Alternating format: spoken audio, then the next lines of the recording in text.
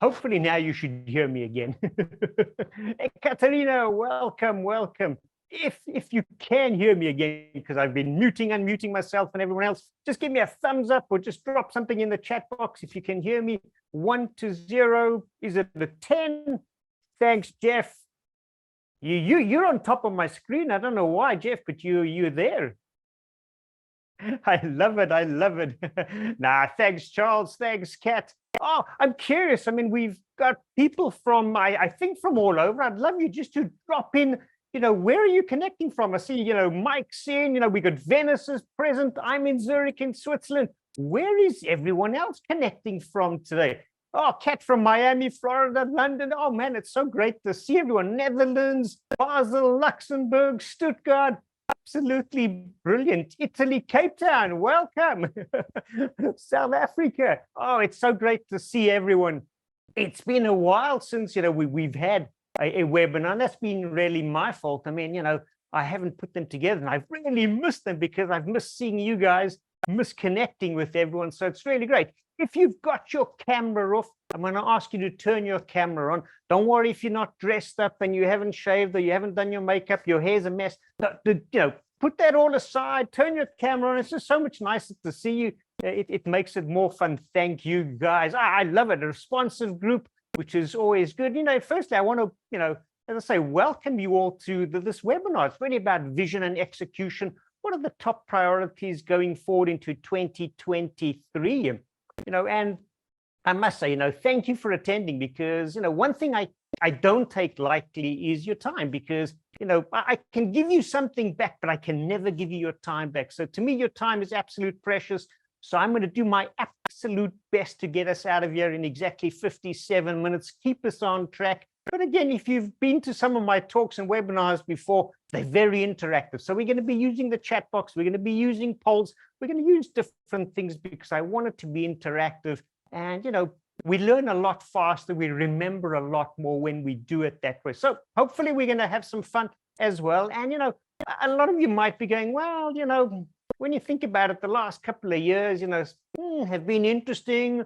And, in the US, it's coming up to Thanksgiving. Western, here we're coming up to Christmas. And this is a perfect time where, people sit back and go, well, like, okay, maybe we should hit the pause button and just think about it for a second. We do it in our businesses where we go, okay, what are we planning for next year? Where are we today? And this is just an opportunity. So give yourself, the possibility to just put everything aside for the next 56 minutes and just focus on here. Take pause, reflect, and let's engage it a little bit. And we'll, hopefully learn a couple of things as we go along the way. And most of the times, I see we've got a brilliantly diverse crowd. We've got some senior executives in the audience. We've got senior managers who've been doing it for many years. We've got first-time managers. We've got some people who aren't even managers, and yet they want to learn. So all of you are absolutely in the right place, because, everything we're going to share today is absolutely related and around a lot of the different things that we're talking about. And,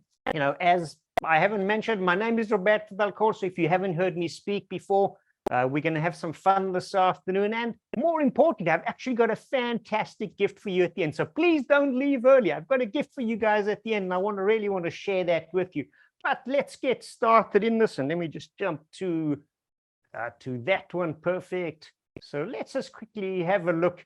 What are we going to be talking about this afternoon? Because, when you think about it, we're here for a purpose. And I'm going to share some research with everyone. And it's going to be a couple of different sets of research, actually, from a couple of different sources, looking at the same questions, but from different angles. And the first one is looking at it from, what are the CEOs, what are the CFOs thinking about as we're going into the new year? What is HR thinking about as we go into the new year? And absolutely, you guys know it. We're facing some uncertain and confusing times. Coming to the end of 2022, but as we go into 2023, it is a little bit confusing, and again, what are their top initiatives coming out? What are the top key initiatives that we need to focus on as we think about preparing for 2023? And from that perspective, this is where, the second set of surveys from a different research company comes in, because this is going to show us, okay, we understand how the CEOs are thinking, the CFOs, HR. How do managers actually think about as we prepare and go into 2023? what are their challenges? So we're going to mix that all together. And that's why I think this webinar is very, very different. Then we'll top it off by just looking at and saying, well, okay, what are the skills that we need to succeed, not just going forward into December and January and the rest of next year, but over the next 3 and 5 years, what are those skills that we're absolutely going to be missing and are going to need to have a look at? And then lastly in there, it's okay, so how do we help our managers? I'm going to share a couple of different strategies with you in there of how we can help our managers, because yeah, absolutely, that's the intention of it, is we want to share some information so that we can help and learn a lot more. As I said, my name is Roberto Del Corso. Most of you, a lot of you have been here before. You've heard me speak. If you've heard me speak or seen me in person, just either raise your hand and give me a wave. There's some of my old friends, a lot of new friends. It's great to see everyone. And I'm really doing this today because, as we come to the end of the year, it's been a year of a lot of change. And, I take it from myself. It's been a lot of change. I'm preparing for next year, not just for the business, but even for myself personally. So absolutely, that's why it's important. And I think that's why it's on my heart to really share this with you, is how do we best prepare this going into the next year, into the new year? And again, as I said, if you're engaged with me, we're going to remember and learn a lot more than other than just, turning your screen off and listening to me and multitasking, because multitasking doesn't really work. So as I said, we're going to make this as engaging as possible. And, let me just switch to that view. Whoop, not that one, that one. If we go to that one, this is a statement from McKinsey. So everyone knows McKinsey. And the statement really goes, that over the past several years, most organizations have been forced to adapt, or respond to either customer changes, preferences.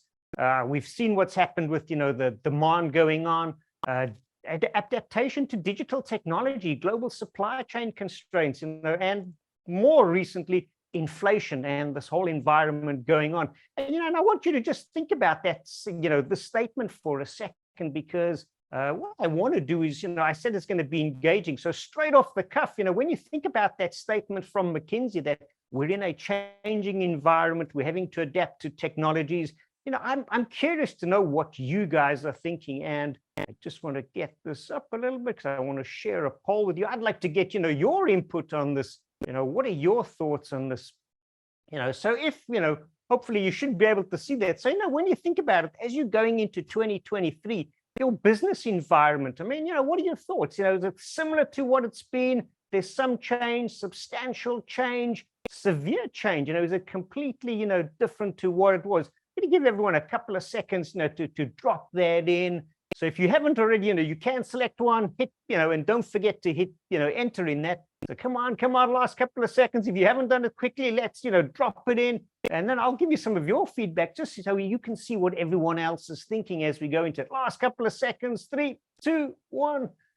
Okay, let's end that and let's quickly share the results of that. So you should be able to see the results. And just this group alone, we're looking at it and we can see that, half the people are, 50% are saying, yeah, there's some change. Another almost half are saying that there's major change, with, the 5-6% going, actually, there's severe change. So pretty much, as a group, we all agree that there is some to severe change going on in the environment, and that's, and that's a key one for us to at least start with that, as a starting point, because that's really going to start to set the tone for where we are going to be going this afternoon. And let's just jump to that one. Whoops. Where is it? Oh, okay. It does not want to go back to this one. Let's just go back to this one. So when you think about it, the first thing up is, we're in confusing and changing times. It's times of uncertainty. And I call this, really the triple squeeze, because, I think, from a perspective, when you think about it, from CEOs, from CFOs, I call it this triple squeeze because there's 3 compounding pressures, really, that most executives, have probably or not likely ever experienced simultaneously before. And, when you think about the triple squeeze, it's really, rising inflation. And we can see it that, CEOs, senior executives are expecting, rise in inflation over the next 12 months. That shouldn't come as a surprise to anyone. We see it in our own personal lives, businesses. It's happening. Then you speak to, the CFOs and they're going to tell you, well, when you think about it, with the rising inflation, there's also increasing, employees are looking for more money with it. We got to pay our employees more. And, when you think about, the whole side of, inflation, costs of goods going up, and when you're trying to sell things, it's more difficult to pass price increases on. And if you are able to pass price increases because of costs or rising costs, you might get it back, delayed. And I was speaking to a CFO last night, and Gaurav happened to say to me that, working capital and the pressure on working capital is absolutely critical at the moment. So rising inflation, if you've experienced it, just drop it into the chat box. If you see it happening in the business and it's starting to, you're starting to think about how's that impacting our working capital within the organization, then absolutely just drop in like a thumbs up or anything, just to see, who's starting to see that one, as we're going forward in the year. And I think everyone's experienced it, personally or in the business. Yeah, grazie, Andrea. Thank you, guys. Thank you, Katarina. When you think about it, the triple squeeze, the second one really is around scarce and expensive talent. And I know we've all spoken about this because, again, it's difficult to find people today. And, the more senior the people, the more experienced you're looking for them, it's even harder. And, if you think about trying to find a really good engineer, between bringing him on until he gets totally efficient, if his salary is 100, as an example, the cost of onboarding him and getting him to speed is probably about 2.5 times that. So, it's expensive. Costs are going up and talent is hard to find. So it's a challenging time with that, and HR leaders, are expecting that this is going to continue throughout 2023. They're not seeing this one letting off in any shape or form. And the last one is, well, global constraints in terms of the supply chain. And I know we've had a lot of that, and we're probably hopefully coming out to the end of it. But there's a good number of, CFOs out there, and luckily the company I was talking to last night, they are not experiencing this, but a lot of people still say there's going to be some supply chain volatility in there. There's still going to be some shortages, and they're foreseeing this, and it's going to last way beyond this year into 2023. Exactly to what impacts and to what expectations, that's still to be seen. But certainly, when you think about it, the pressure is on organizations. And, the next question absolutely has to be, so, okay, so, these are some of the challenges, that we're experiencing. What are the organizations, what's the CEO, what's the CFO really thinking about it? And this is, some research, again, it's shared from a Gartner study, which literally came out a couple of weeks ago. And if you can see that one, maybe I can just jump to this one, make it a little bit bigger. Well, no, that's one.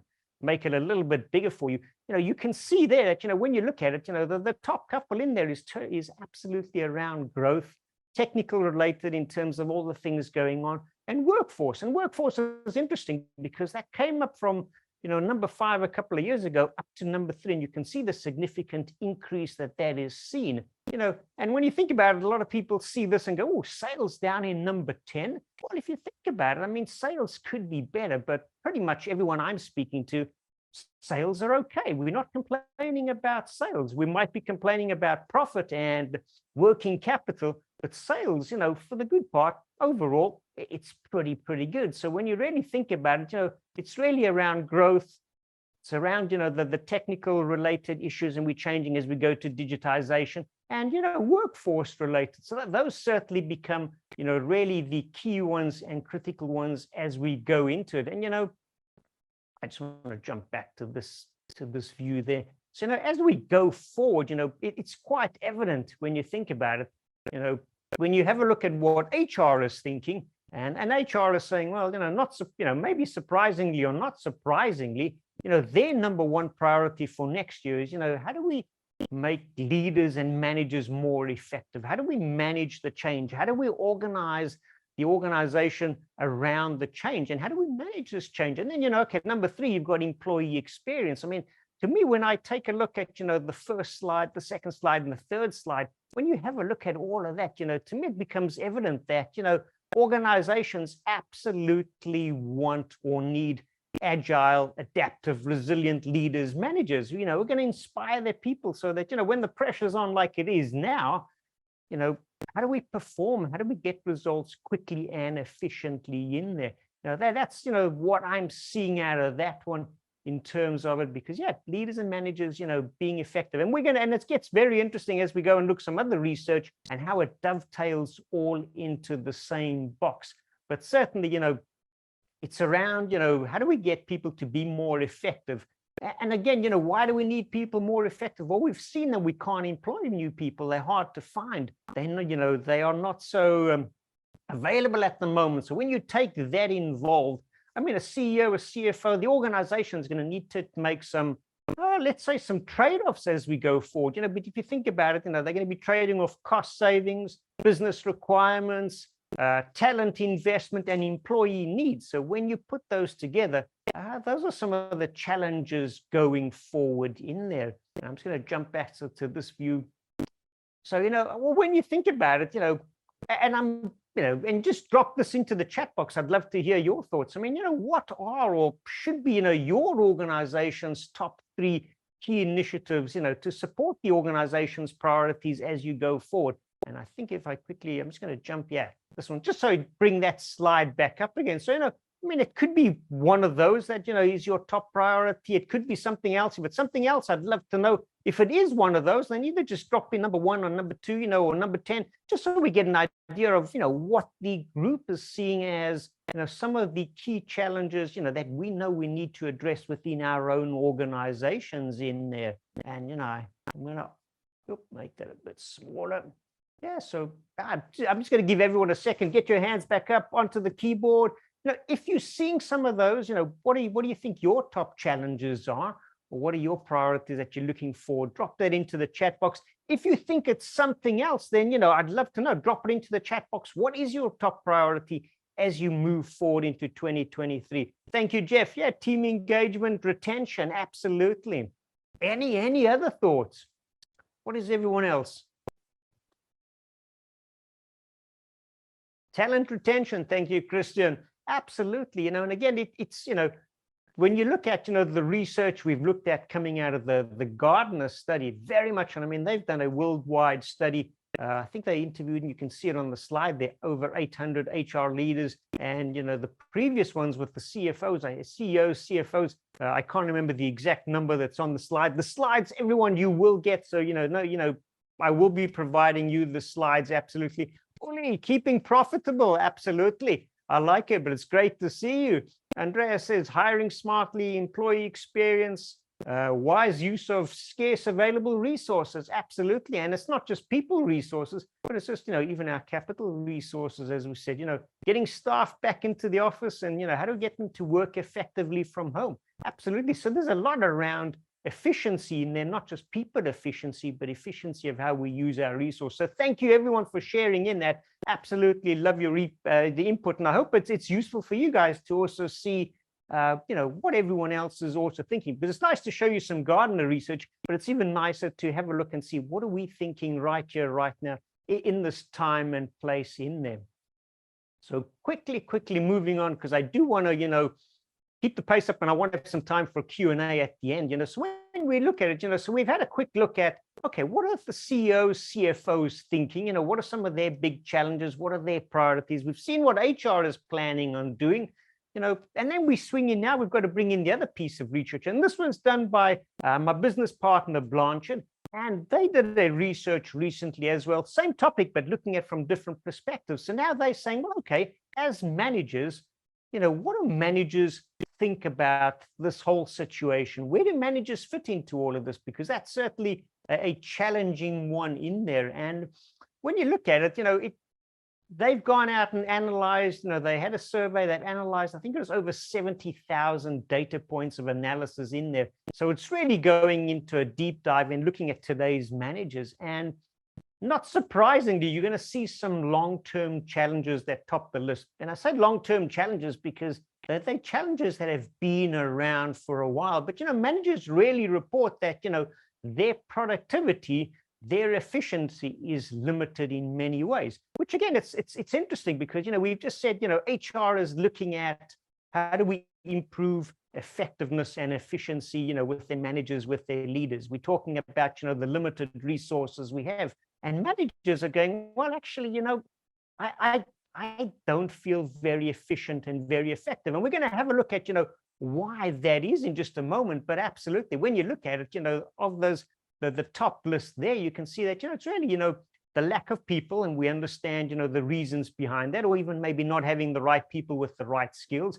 Constant change. I mean, who of you are like absolutely tired of the change? I mean, I wish we could just like slow down a little bit, because change just keeps on coming and coming. So again, constant change. And then, the challenge that we have with processes, which, if you look at the CEOs, the CFOs, their number 2 item was, related to technology, related to processes. So a lot of that's going on, and it's a good, interesting balance in there, between what the executives, the senior leaders are saying, and what the managers are saying in there. So let's just jump into the next one. So really, you'll end up seeing, I would say there are 3 themes, or a couple of themes, that come out of this, because, the first theme, when you speak to the managers, they're suffering from fragmentation. Now, you probably go, okay, fragmentation, kind of like bits and pieces blown apart. Yeah, you kind of get the right picture, because to me, fragmentation really is, and this is what managers are saying out there from the Blanchard study, is that,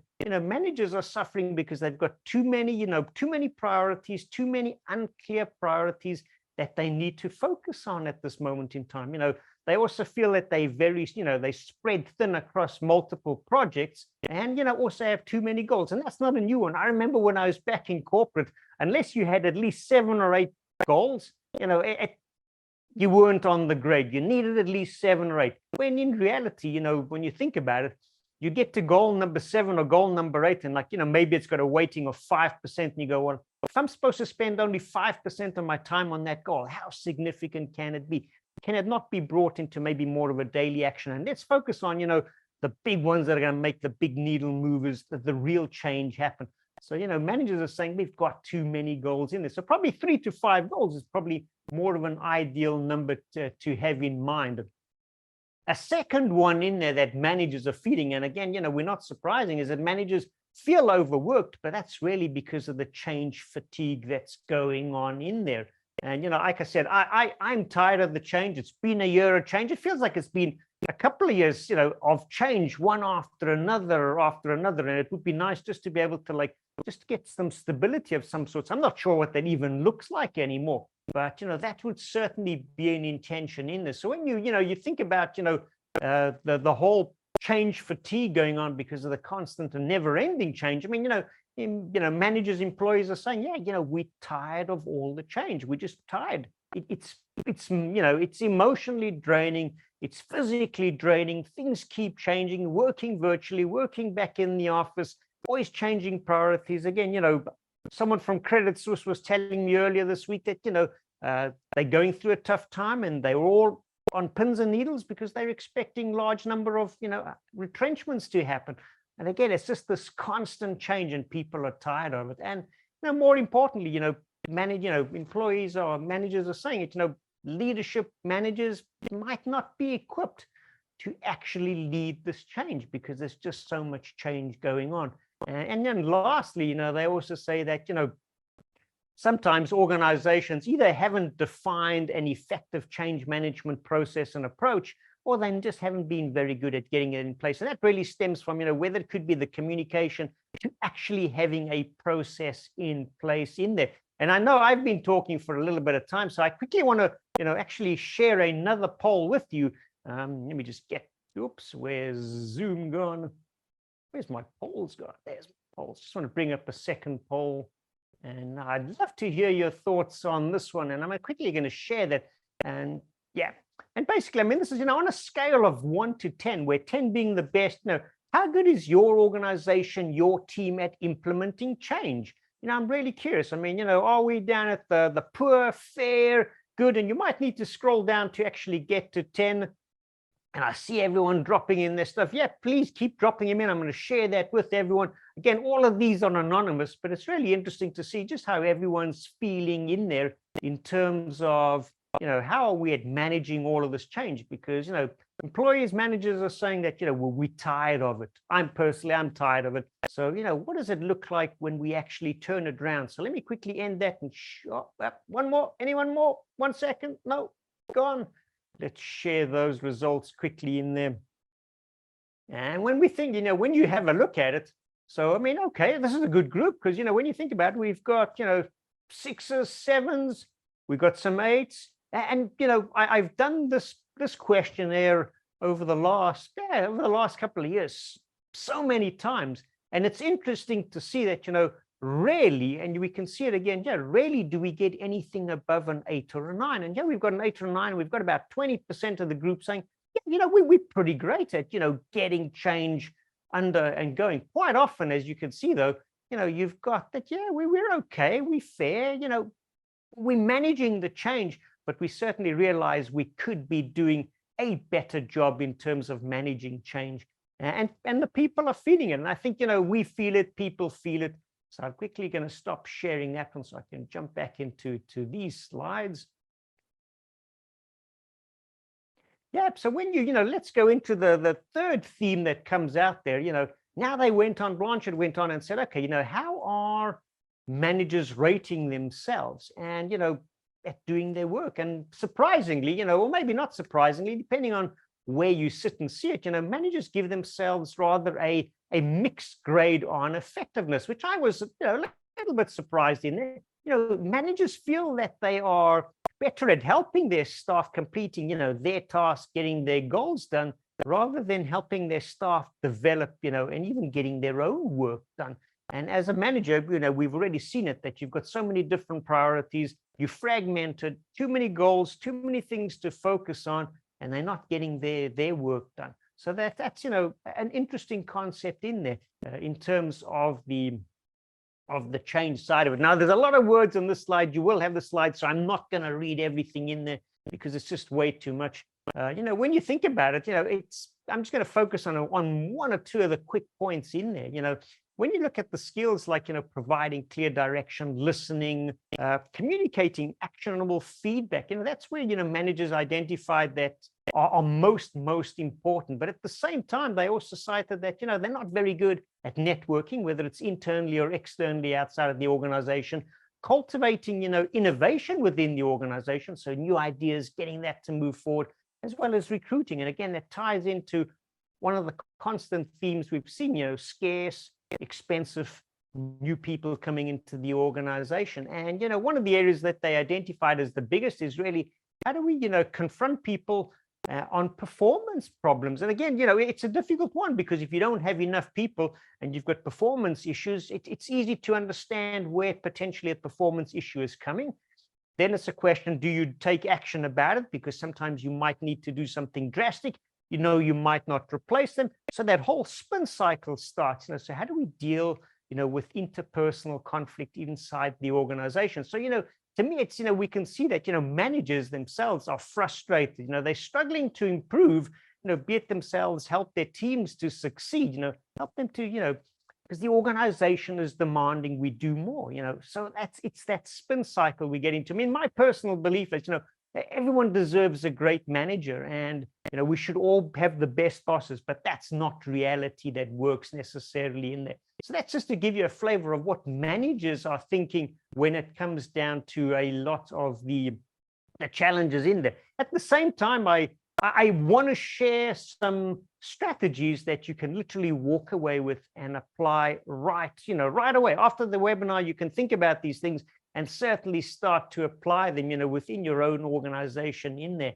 And, the first thing that managers said is, how do we help you to succeed? Their answer was, can you just honor our requests for time and resources? And it's like, okay, I can understand that, you're feeling fragmented, but what does honoring requests for time and resources really mean? And, that says, pretty much, can you make more time available for us to complete the goals we already have on the table? Can we have some extra time to mentor, develop, and train the people that, we are trying to lead and manage and get the best out of it? And again, when we think about, going into the year and doing some weighing of some trades of cost reductions, potentially profitability and everything that's going on, employees, one of the budgets are going to come up and people are going to be saying, well, okay, can we get more budget to hire people? Because we know it's difficult. We know we don't have enough. And how do we upskill the people that we do have. And of course, better systems, processes, we saw that a couple of slides ago, where that came across pretty loud and clear that that's what, is needed. And again, from various different sources, whether it's from the executive side of the business and even from the management side of the business. So those are some of the things that I'd love you to think about as you leave this afternoon, is like, okay, well, with all of that going on, would it be possible? How could I possibly, give my team a little bit more time to complete their tasks? Or, how do we give them and make time available so that they can, mentor their people in that sort of relationship? How do we upskill this, their people, allowing them to improve? Because at the end of the day, the sum of all the parts is far greater than the one. And that's the important part in there, that, we need to work at this one together. A second thing, that managers came back and said is, they would love that, the organization provided a bit more vision and clarity. And, when we talk about vision and clarity, we're not talking about, what is the organizational vision? What's the purpose? Where are we going? No, that, the managers, employees were like far more, help me understand what's most important. I'm fragmented. There's so many different things I'm having to do this. I've got too many goals, which ones are the most important, and help me to make those trade-offs. How do I juggle various goals? Because again, if you've got 10 goals on your plate that you absolutely have to achieve, well, even within there, what's most important, what's least important? If I got to make a trade-off in time, where am I going to do it? Do I get to choose this, or do we choose it together? Or is the assumption already made and it hasn't been, communicated to me? So you help the managers understand, what's most important. If we need to make trade-offs, how do we juggle those goals? And also, if need be, help them manage and prioritize in terms of those goals, as well as their time. Because, we said time is limited to everyone, but those are some of the important ones in there. And again, importantly, help try protect them from being fragmented. If you've got a team, maybe when, if you're working in a cross-functional organization and suddenly goals come in from different side, maybe you can, be the gatekeeper and go like, hang on a second, we will get to that, just not right now, unless you can show me why it's far more important than something we're doing.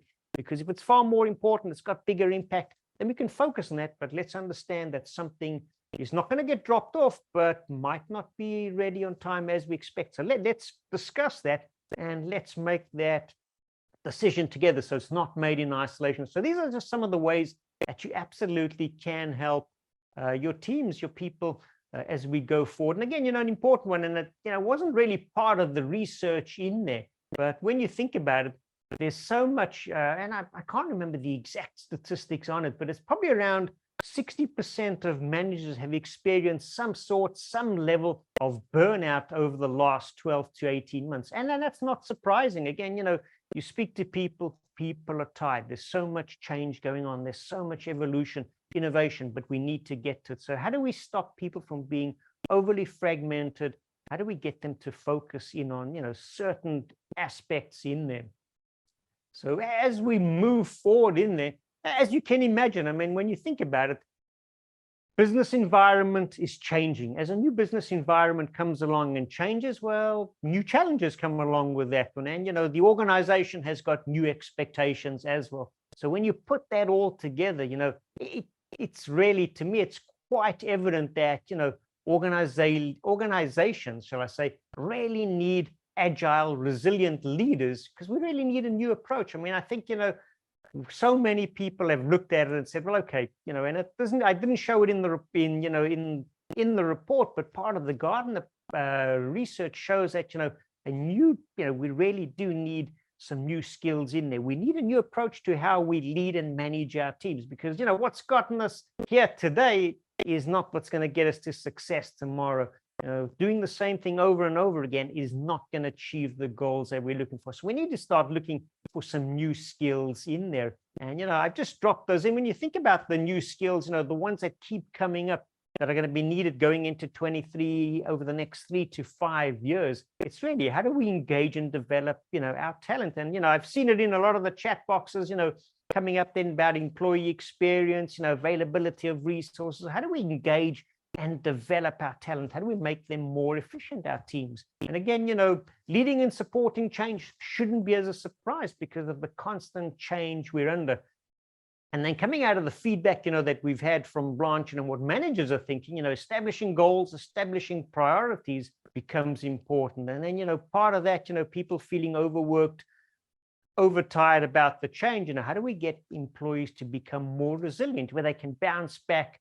Because, again, if you do have an employee who suddenly leaves because he's tired or he's had enough or whatever the story is, well, we know that, it's going to be difficult to find a replacement. And if we do, it's going to cost us more.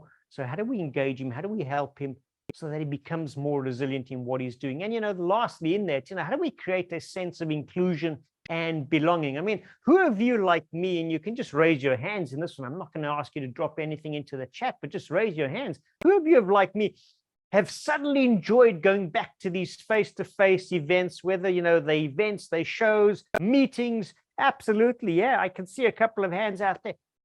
Actually, a lot of hands out there, because we've missed that inclusion. We've missed that sense and feeling of belonging and connecting with human beings. At the end of the day, we are human beings. We want to connect. We're not human doings that just want to sit on the other end of the screen and we can pretend everything's okay. We want to feel that connection in there. So, creating that sense of inclusion and belonging going forward becomes absolutely critical in there.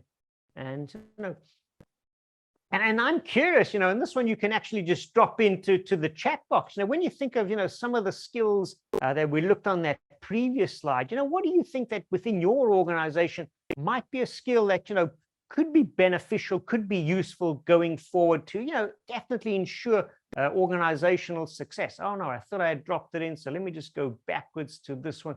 But I'd love to know, out of those skills in there, where you think of, engaging, developing talent, helping them, support them through the change, establishing the goals and priorities, out of those 5, I mean, what do you think might be most useful for your organization, or most important as you go forward into 2023? Thinking about that, drop into the chat box. I'd love to, see you and get some of your feedback in there. I'm just going to have a look at some of the other feedback that's come in there. A lot of changes driven by hype instead of genuine business reasons. Absolutely. It can also be driven by that. A lot of the change can be by hype, but there certainly is a lot of change going on within the organization itself. So, yeah, if you can drop in some of the thoughts that you might have on, what could be pretty useful, for your team, for your organization. Is it engaging the talent, making them more efficient, like a lot of the CEOs are looking for? Building resilience. Thank you, Jeff. Goals and priorities. Absolutely. Goals and priorities. Thank you, Larry. So no, there's certainly a lot of things that we can do in order to help in the establishing clear. Yeah, there's a lot about the goals, resilience building. Yeah, it seems to be almost be a multiple of, and that it's not just us here in this room that are feeling that way, but pretty much most organizations are having it. Yeah, objectives, key results. Thank you, Christian. Thank you, Tony. How are you, Tony? Building culture. And Tony, I know we've spoken about some of the challenges that you're struggling with at the moment. Absolutely. Building culture, certainly one of the challenges that we all face in there. So, thank you everyone for sharing it. Yeah, great to see you too. Establishing goals, resilience. Yeah, Michele, grazie. So very much so along those lines in there. So, if, and this is just, and this is where I just want to quickly, I know I want to leave some time for Q&A at the end in there, but, if you found, and you can also just raise your hands, if you found what I've shared with you interesting, or you found it, yeah, this is interesting, there's some good stuff in there, there's a couple of good takeaways in there. If you found something of interest, just raise your hand quickly just so I can see. I'm not going to make you type it in. Yep, thank you guys. Grazie, Andrea. So yeah, if you found what, some of this interesting that I've spoken about, then, I think you're absolutely going to love my gift that I'm going to give to you. And, my gift to everyone today is really, I'm offering a leadership needs analysis survey in there. It's a bit of a tongue twister in there. And I just want to quickly jump to the next slide in there. But it's really, and because when you think about it, from the research we found, we understand that organizations need more resilient people. We've spoken about it. How do we make people more resilient? How do we inspire them? And how do we get results quickly? Because that's what we're going to need. There's no more time. If you're thinking of working capital is going to run out far quicker. So we've got to do some changes and get them now. Then we've also seen, that HR is saying, yep, skills are lacking. We've got to get our people more efficient. Managers are feeling frustrated. They're feeling the squeeze, the squeeze and the frustration between struggling to help and support their teams, as well as how do we help the organization to succeed. So there's a lot of conflicts going on in there. And, when you think about it, the analysis the survey I'm offering is really, if you're a leader, if you're a senior executive, you're a senior manager in any organization, I'd love to have this conversation with you because, I can't offer 100 of these purely because of the time, but I would like to offer a couple of these. So I'm offering 3 slots, and I would love to have a interview. We will interview your organization, and generally, the forms of the interview, we'll interview 3-4 of the managers, the senior executives in there. We'll take them through preset questions, looking at different areas in there. Each interview will take between 30 and 45 minutes. We'll do them on Zoom. We'll do them on Teams, something that works for your organization. At the end of it, what you'll get out is a PDF result of the survey. Now, and you'll see where your gaps are, where the leadership is. And, it's not something that, oh, if we do this, you have to do something with this. No, I just want to give you that as a gift so that as you go into 2023, you at least know where you stand. Then you can take the PDF, you can take the information, and if we work together, great. If not, you take the information, you can go and find someone else who can help you. Or on the other hand, the results are just going to show you that, guys, we're okay. We don't need to focus on. There might be a couple of areas of improvement, but we're okay. We don't need to focus on it. Then at least because I think, like any journey that you go on, there's 2 incredibly important points. One is the goal of where you're trying to get to. And even more importantly is where are you starting from? So this to me is really, where are you starting from? This is the starting point. And once you know where you're starting from and you know where you're going to, any road will take you to Rome, as we say in Italy. But you've got to know where you're going and you've got to know where you're starting from. If you don't know where you're starting from, then that certainly is where the challenge comes in. So I want to give everyone an opportunity to let's find out where we're absolutely starting from. And as I say, it's a leadership needs analysis survey, and we're going to cover several different areas in there. And the areas we cover in there is really, we start off, looking at, and also you can interchange the words leadership with influence. It's how do we lead or influence ourselves? How do we lead and influence one other person and gradually grow it into leading teams, organization? But these are 6 critical areas of influence of leadership that we need to have a look at.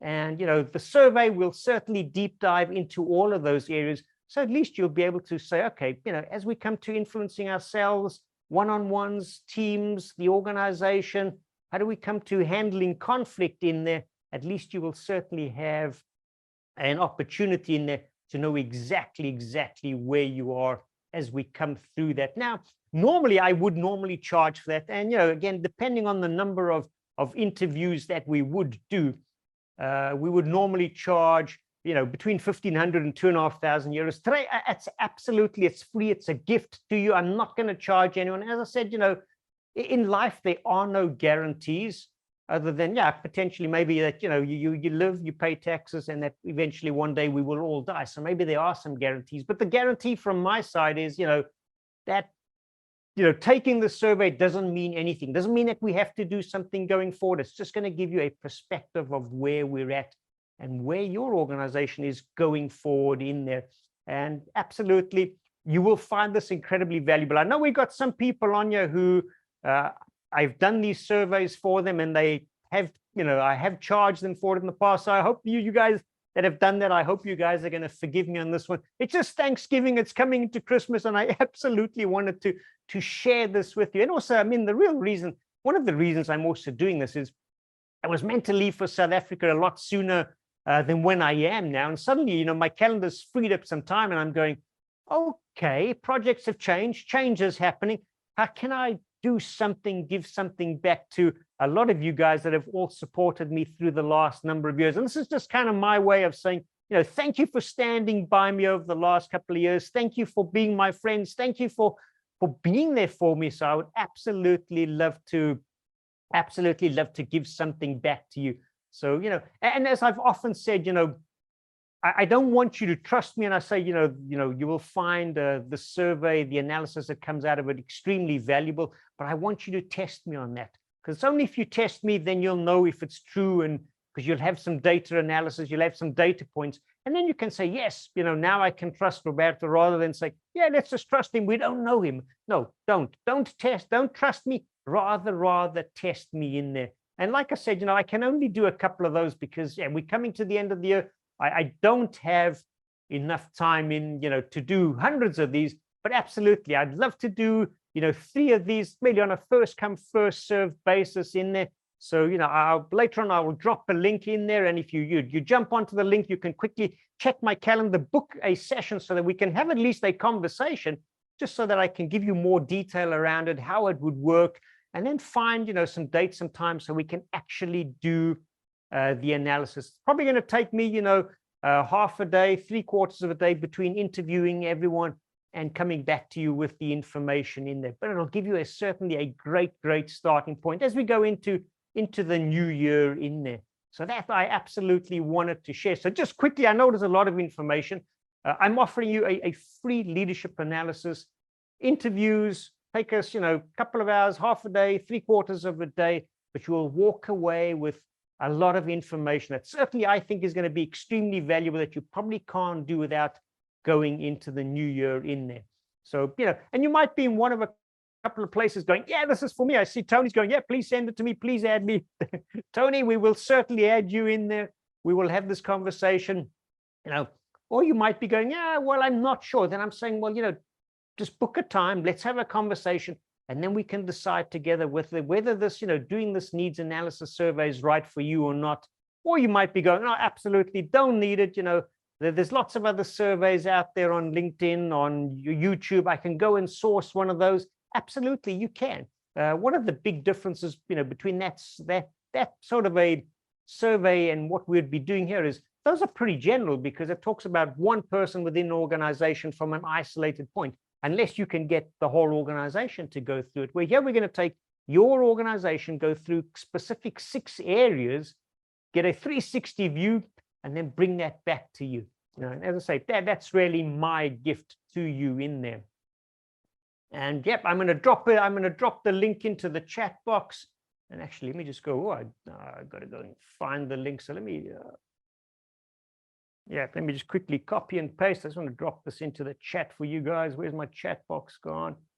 Oops, I've closed it. Let's open it. Oh, we want this to everybody. Oh, where's everybody gone? Why can't I select everybody? Yes, there we go. So that should work. I mean, have a look if that link works. Jump into it. Book a session. It'll take us 30 minutes, and then we can discuss and see if this really works for you. And now I really want to open it up to a Q&A. We can discuss anything that's on your mind, and absolutely anything, that we've looked at and reviewed this afternoon. So by starting, let's just go back to that view, so at least you can see me a little bit bigger. And you might need to unmute yourself, because I think I muted everyone, and then so let me see if I can unmute everybody. Yep. So if you want to now, you should be able to unmute yourself. If you can't unmute yourself, let me know. If you've got a question and you'd like to ask it, either drop it into the chat box, or by all means, unmute yourself. You should have that ability to do that. And then we can, I'm happy to discuss, happy to ask any questions in there. So I'm just having a look. I might have messed up one of the settings on Zoom. So see if you can unmute yourself. And if you can, then, if you've got any questions, absolutely would love to have this conversation with you. And no question might seem too small, because if you're thinking of the question, a lot of other people have got the same question in mind. Or, if you prefer to do it a different way, then drop it into, the chat box, and we can certainly, I can pick it up from there and we can read it. Any questions in there? about any of the information we've looked at, whether it's, how the CEOs are feeling, what they're focusing on, again, around, the triad of being squeezed, the three pressures that are out there, whether it's, the inflation side of it, cost of, finding scarce employees, all the way through to, supply chain issues, how managers are feeling, any of those, by all means, I'd love to, have this conversation with you. And also at the same time, Roberto, yes, I sir. want to jump in, Roberto. How are you? Hey, ciao, Tony. I'm really good in yourself. What time is it in Puerto Rico today? It is 11:51 a.m. Man, brilliant. I'm so glad you could make it. What can I No, answer for you, thank sir? you. This is wonderful what you've put together, and I just want to share that definitely there's a lot of changes going on in all industries right now, and in my case, as you mentioned before, we were experiencing some issues down here in my business.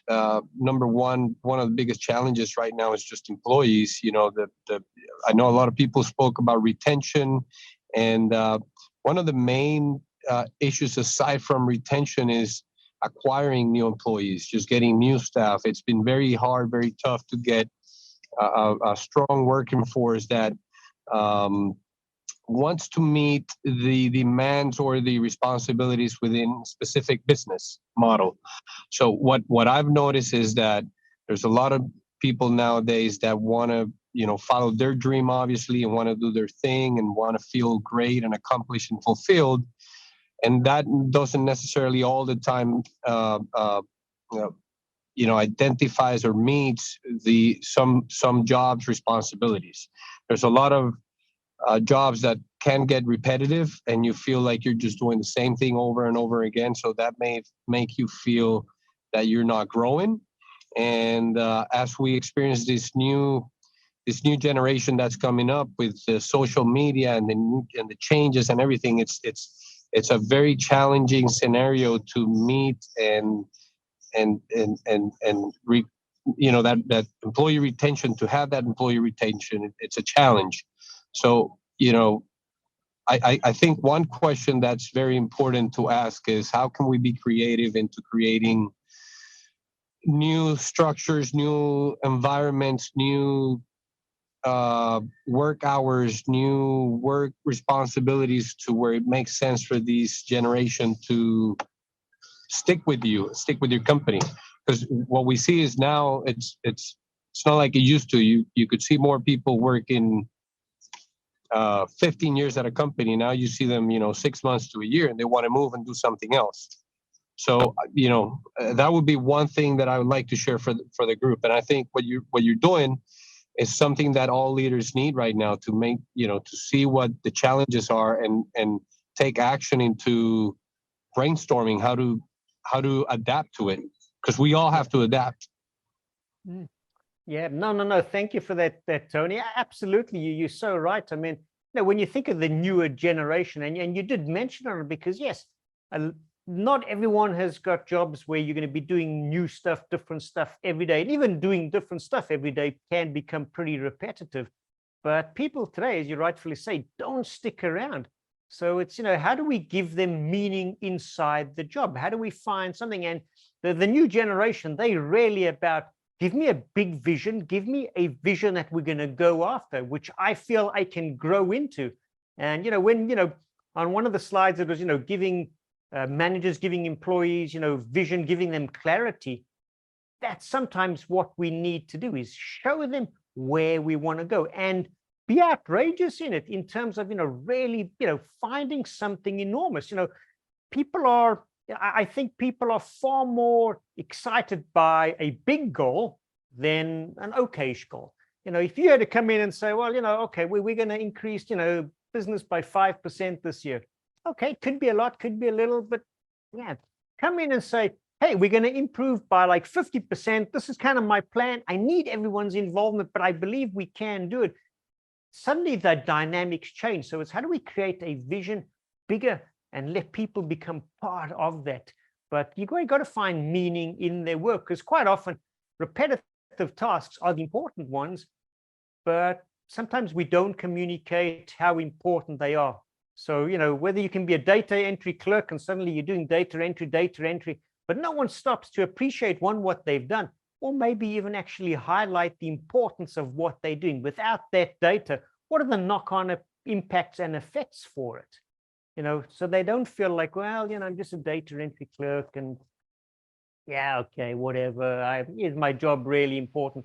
So how do we give them additional meaning in there?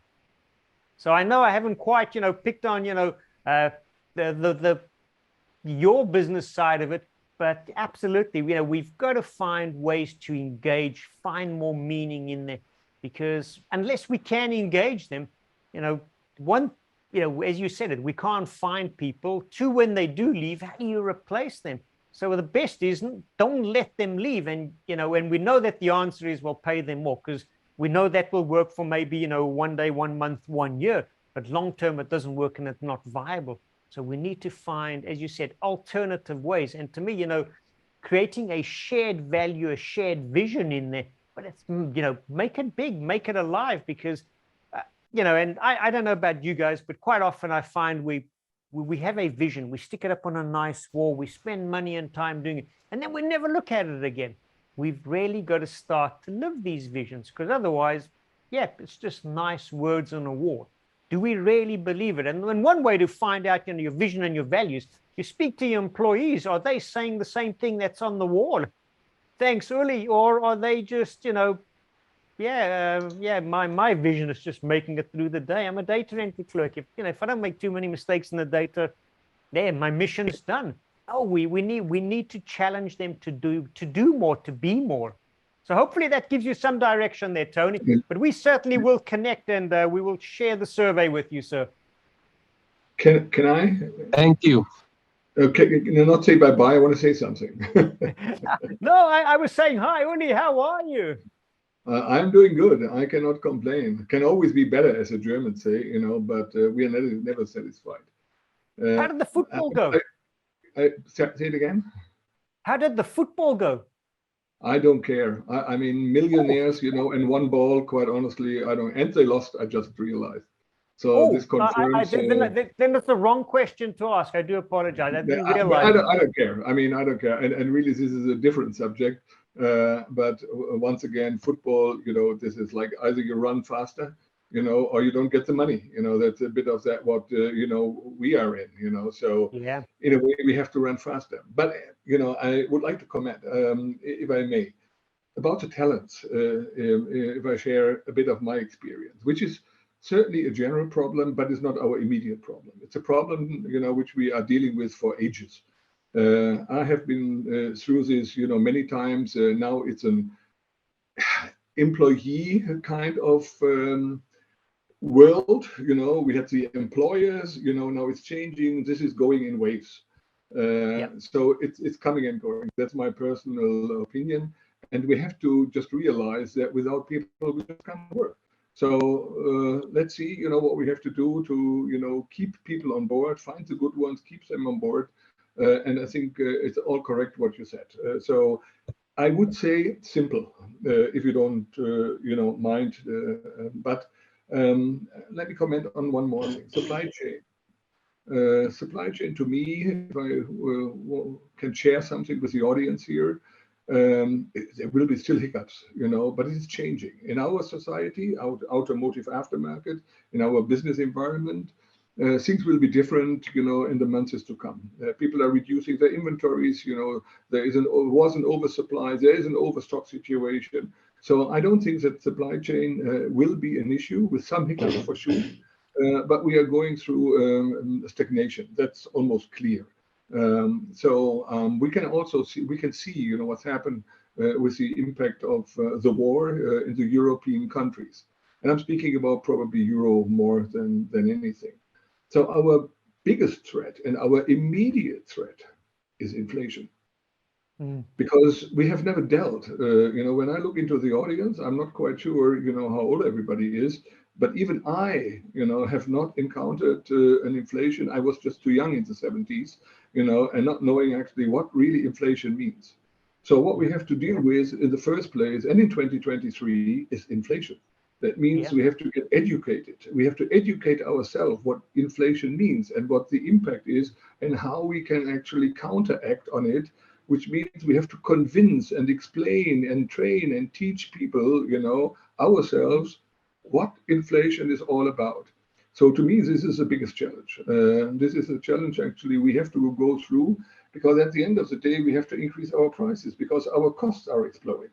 And at the same time, I think, I'm not a scientist in this, but it is simple, this inflation, if inflation is high and costs are going up, obviously the wages, the income of the individuals must be lower than the inflation, which, being an employee myself is like, oh my God, I'm earning less. And the answer to this, we all will earn less.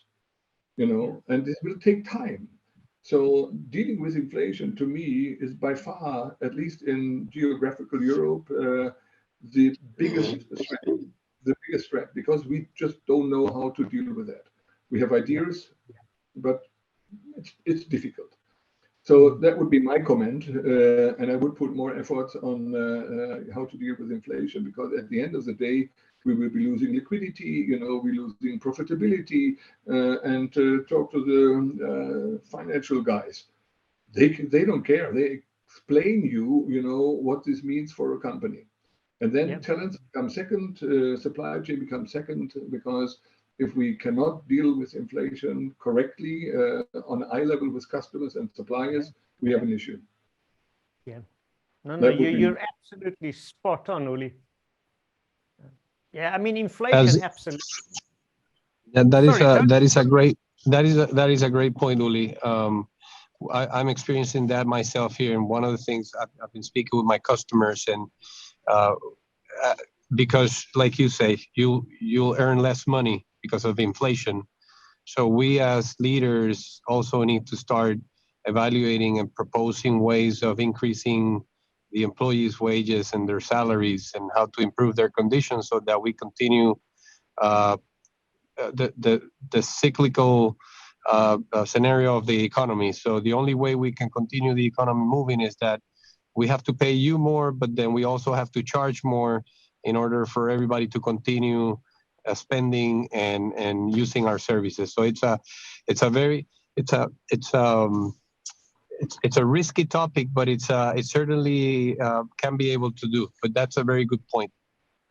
Yeah, and Tony, I can tell you from experience, this is why people today also leave companies, because they get €1 more, especially when the employer side or the employee side, is, how can I say, more flexible, because €1, when you have minimum wage, it's an issue for these people.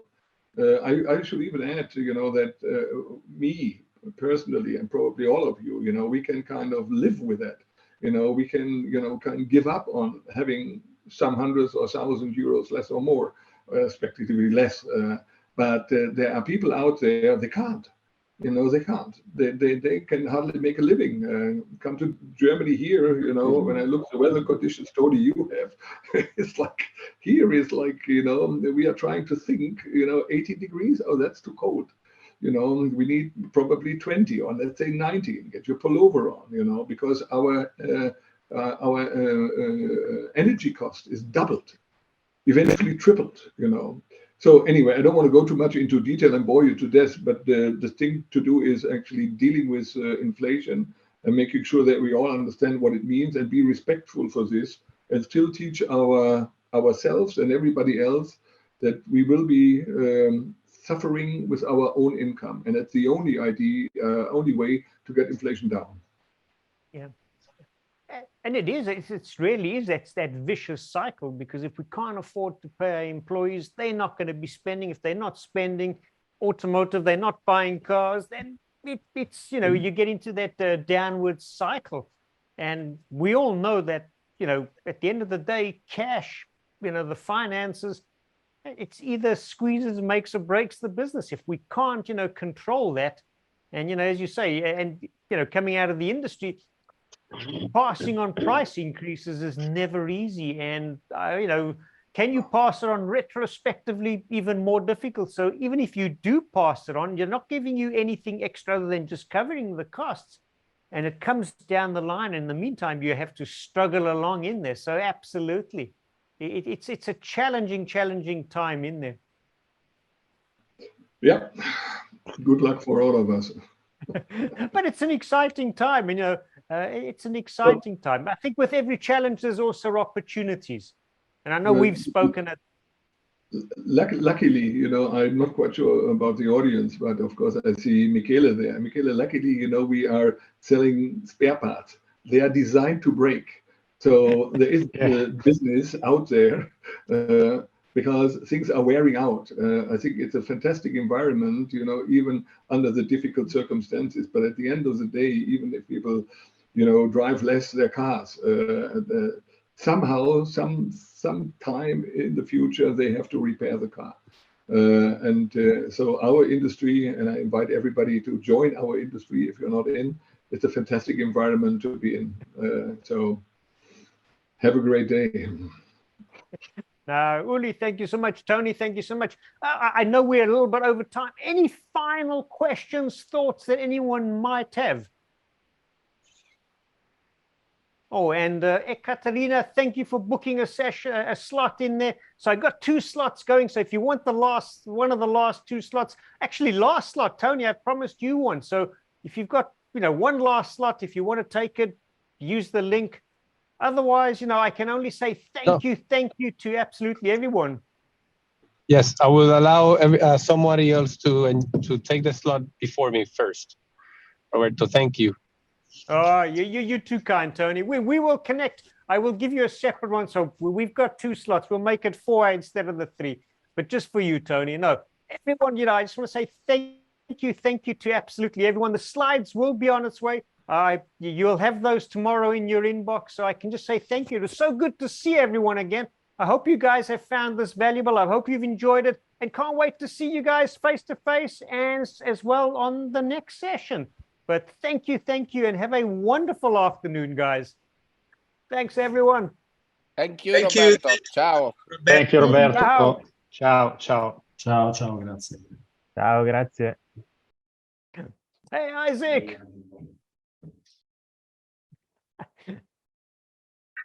Thank you. Nice meeting you again. Good to see you. How's South Africa? South Africa is great. The weather is wonderful. Saturday, we are graduating 56 motor mechanic artisans. Fantastic. No, congratulate them from my side, Isaac. Thank you so much. I'll pass the congratulations. Yeah, perfect. Thanks, Isaac. Okay, bye.